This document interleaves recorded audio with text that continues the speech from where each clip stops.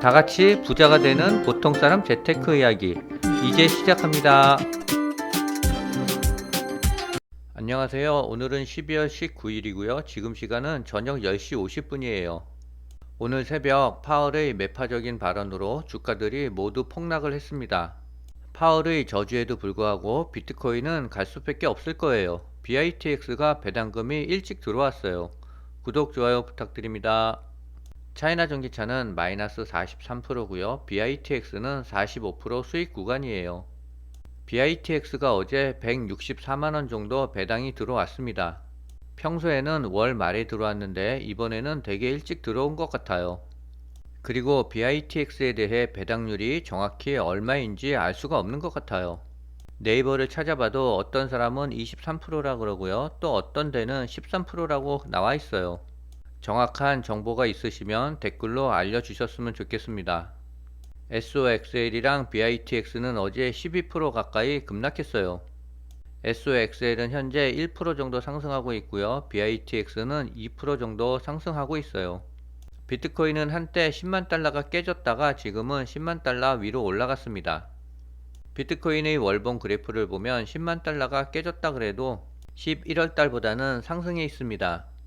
어제 우발적으로 하락했지만 다시 제자리를 찾아갈 거예요. 비트코인의 하락으로 알트코인들은 더 많이 하락했어요. 비트코인과 알트코인은 내년에 더 많이 상승할 거기 때문에 지금의 변동성은 그렇게 중요한 것 같지 않습니다. 알트코인이 며칠 전보다는 많이 하락했어요. 전체적인 알트코인은 3% 수익 구간이고요. 도지코인은 128% 수익 구간이고요. 시바이누는 마이너스 23%, 비트토렌토는 마이너스 28%, 넴은 마이너스 6%, 이캐시는 마이너스 29%, 캐딘, 어덕트월드는 마이너스 27% 손실 중에 있어요.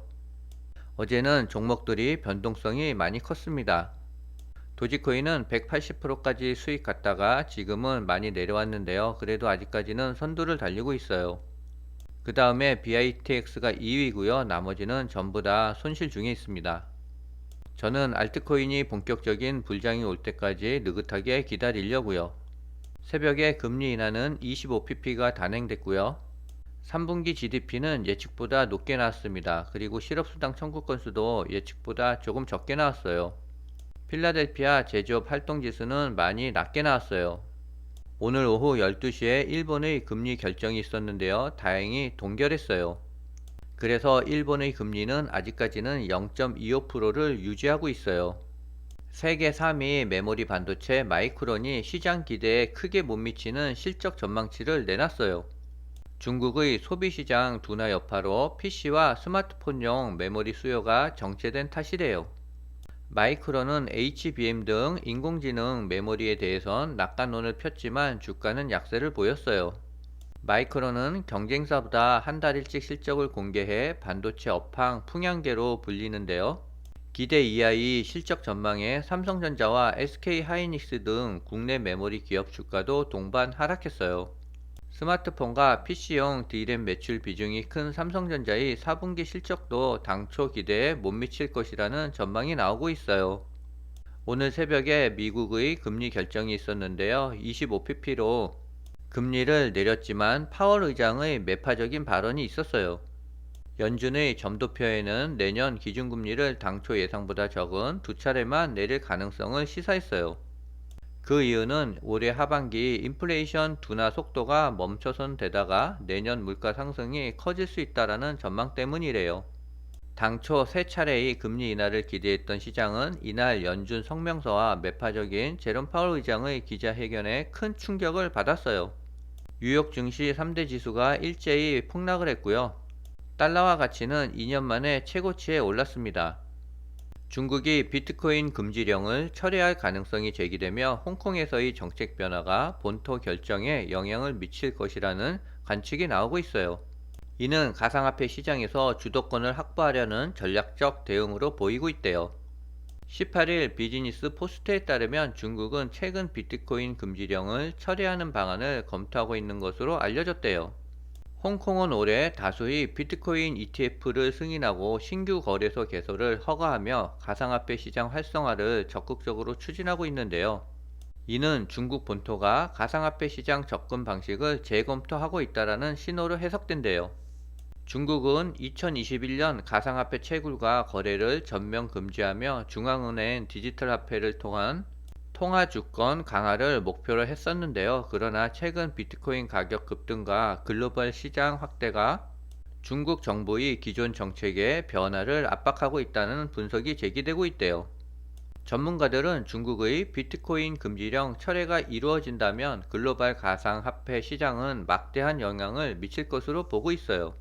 한 경제 전문가는 중국이 가상화폐 금지령을 해제하면 미국을 비롯한 주요국의 정책에 커다란 변화를 초래할 것이라고 밝혔어요.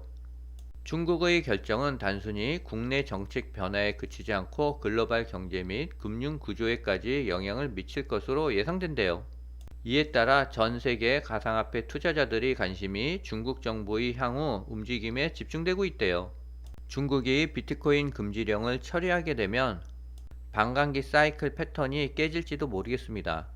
그렇게 되면 공급이 터무니없이 부족하게 될 거예요. 그리고 각국과 기업들은 서로 경쟁적으로 비트코인을 서로 매수하려 그럴 거예요. 그렇게 되면 비트코인의 가격은 천정부지로 치솟을 겁니다. 중국의 정책을 잘 지켜봐야 될 것 같아요. 미국의 오하이오주에서 비트코인 준비금을 설립하기 위한 법안이 발의됐대요. 17일 디지털 자산 전문 매체인 디크립트에 따르면 데릭 메릭 오하이오주 주의회 하원 의원이 발의한 오하이오 비트코인 준비법은 주 재무부에 비트코인 전용 기금을 신설하고 주 재무장관에게 디지털 자산을 구매할 재량권을 부여하는 것이래요. 다만 비트코인 구매를 특정하거나 포트폴리오 할당을 의무화하지는 않는데요. 데릭 멜린 하원 의원은 미국 달러의 가치 하락을 언급하며 주 재무장관이 적절한 자산 배분을 결정할 때 비트코인에 투자할 권한과 유연성을 가져야 한다라고 말했어요. 그는 이 법안이 비트코인을 활용해 주 재정 포트폴리오를 보완하고 공공자금의 가치 하락을 방지할 수 있는 수단을 제공한다라고 전했어요. 법안은 입법 회의가 막바지에 접어들면서 발의됐으며 메린 의원은 이 법안이 2025년 회기에서 중요한 프레임워크가 될 것으로 기대한대요. 지난 12일에는 텍사스주와 지난 11월에는 펜실베니아 주에서도 비트코인 전략 준비 법안이 발의된 바 있는데요. 메린 의원은 신시아 루미스 연방 사원 의원이 발의한 비트코인 비축 법안을 언급하며 차기 트럼프 정부가 전략적 비트코인 준비금 제도를 추진할 가능성이 있다라고 말했어요. 점점 더 비트코인의 준비금에 대한 법안이 확대되고 있어요. 어제 연준의 파월 의장은 금리 인하 속도를 조절하고 비트코인을 법적으로 보유할 수 없다라고 밝혔지만 비트코인은 10만 달러를 깨고 내려가서 바로 10만 달러 위로 회복했어요. 비트코인의 회복력은 대규모 자금이 디지털 자산 시장으로 유입되고 있는 현상으로 해석된대요. 지난 8주 동안 거래소들은 평균적으로 4천만 달러의 순유입을 받았대요. 이는 암호화폐 시장에 긍정적인 신호로 작용해 비트코인의 상승은 촉진할 수 있대요. 2025년 비트코인 금융시장 5대 트렌드와 금융권 진출 본격화라는 기사가 나왔어요. 2025년 첫 번째 주요 트렌드는 마이크로 스트래티지의 10분의 1 주식 분할이 예상된대요. 이를 통해 더 많은 투자자가 주식과 옵션 계약에 참여할 수 있게 되는데요. 비트코인 보유자들을 위한 담보대출과 수익 상품도 급성장할 전망이래요. 특히 비트코인 담보대출은 메데진과 마드리드의 사업가 모두 동일한 담보 조건과 금리를 적용받는 진정한 금융 포용을 실현할 것으로 보인대요. 모든 비트코인이 동일한 특성과 검증 기준, 청산 절차를 가지고 있어 신흥국 차주에 대한 자의적 리스크 프리미엄이 사라진대요. 두 번째 트렌드는 각국이 비트코인 기업과 자본 유치를 위한 경쟁에 돌입할 것으로 예상된대요. 2025년에는 비트코인 투자자와 기업을 위한 새로운 세금 혜택과 암호화폐 기업가를 위한 패스트트랙 비자 프로그램 관련 규제 프레임워크가 도입될 전망이래요. 엘살바도르의 비트코인 국가준비금 실험과 미국의 전략적 비트코인 보유 제한으로 주권, 금융에서 비트코인의 역할이 부각되면 다른 국가들도 이를 연구하고 복제하려 할 것으로 보인대요. 세 번째 트렌드는 은행권의 생존 경쟁이래요. 마라톤 디지털 홀딩스와 샘너 사이언티픽 등이 마이크로 스트래티지의 모델을 성공적으로 따르면서 시장은 이를 긍정적으로 평가했대요. 이는 재무 담당자와 CEO들에게 가장 중요한 신호가 되고 있대요. 비트코인 대출 시장도 지난 2년간 크게 발전했는데요. 기관 대출 기관들은 담보분리, 투명한 수탁 계약, 보수적인 담보 인정 비율을 요구하고 있대요. 이러한 리스크 관리 표준화로 기존에 관망하던 기관 자본이 유입되고 있대요. 네 번째 트렌드는 SAB 121 규정 등 규제 명확화로 은행들이 자체 개발이나 인수합병을 통한 시장 진출을 가속할 것으로 예상된대요.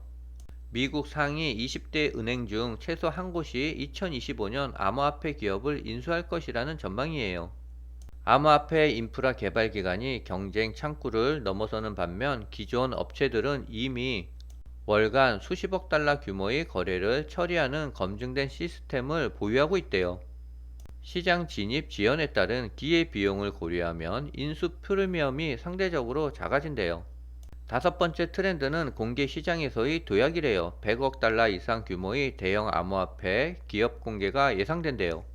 주요 디지털 자산 기업들은 1일 수십억 달러 규모의 거래와 수탁 업무를 처리하며 엄격한 규제 수준 체제와 안정적인 수수료 수입을 갖추는 등 전통 은행과 유사한 수익 구조를 구축했대요.